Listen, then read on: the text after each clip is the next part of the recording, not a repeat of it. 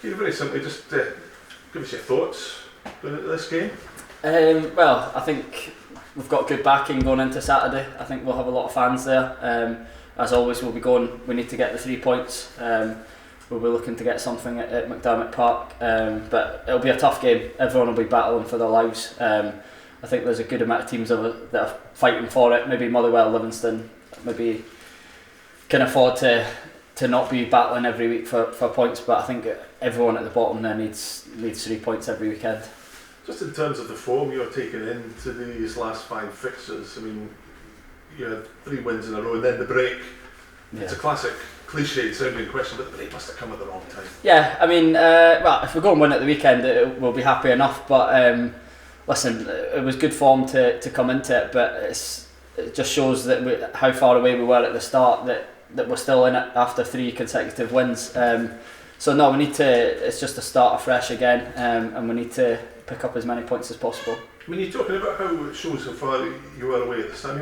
What's made the difference this last couple of months? To be fair, I wouldn't know. I think we've been playing well as a team. Been hard to beat. Obviously, with a clean sheet at the weekend helps. I think we've been getting more bodies forward, but it seems the gaffer's got us organised and hard to beat. That makes a big difference, I think.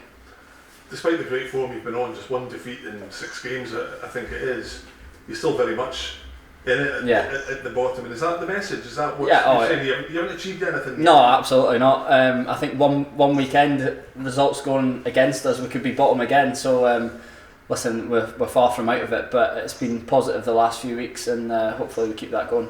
What difference has Jim made? I think he's been brilliant since he's come in, but that's no disrespect to Foxy. It was the players that were letting him down. It wasn't anything to do with Foxy. But I think we're all together, and we're working to try to keep the club up. Look, going into the Tayside derby, Kieran, obviously you've got the momentum as a team. St Johnstone don't. How significant could that be? I think once the whistle goes, I think it's just whoever plays better on the day. I don't think. Listen, we've won games when we've been in bad form. It's whoever takes their chances and does the basics well, I think on Saturday will get the points. Basically, form book goes out the window. Just pretty much. Yeah, I think their form's got to turn one day and ours will turn one day, but hopefully it's not this season.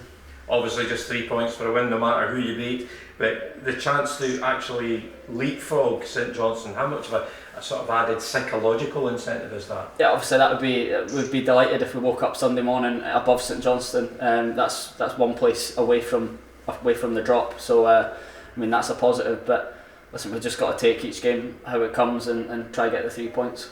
Thanks. 2,700 fans going to be behind you up in Perth, having made that journey up the Tay. Might even be more fans in the home team. Yeah. Will that make a big difference? Yeah, I think it always makes a difference, especially at McDiarmid Park where they're so loud usually. I can remember the last time when Tony Watt scored the winner. It was brilliant, and I think we'll probably have more fans than that time. So I mean, even I think it was 40 minutes was it that it sold out. That just shows how much they've stuck with us during this season. Obviously, it would be hard for me to personally pay the money that they've paid to watch what we've produced, so that's a thanks to them, and hopefully we can repay that sort of by the end of the season.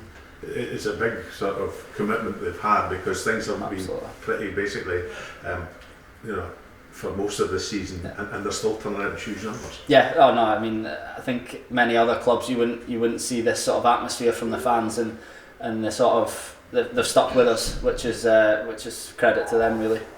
So, best plan of action, obviously, deliver the 3 points on Saturday. Well, I think that'll make the 2,700 happy. I think hopefully that's the way it is. St Johnstone's been a mixture of games this season so far against St Johnstone. Do you think it'll be much the same, or is it going to be something different this I think it's tight every time we play. I think we've won one, drawn one, and lost one against St Johnstone. So, I mean there's your proof that anything can happen. Hopefully, we'll do the basics, and hopefully that gets us a result. And the bonus is the last one up at St Johnstone, you won 1-0. Yeah, well, yeah, hopefully that again.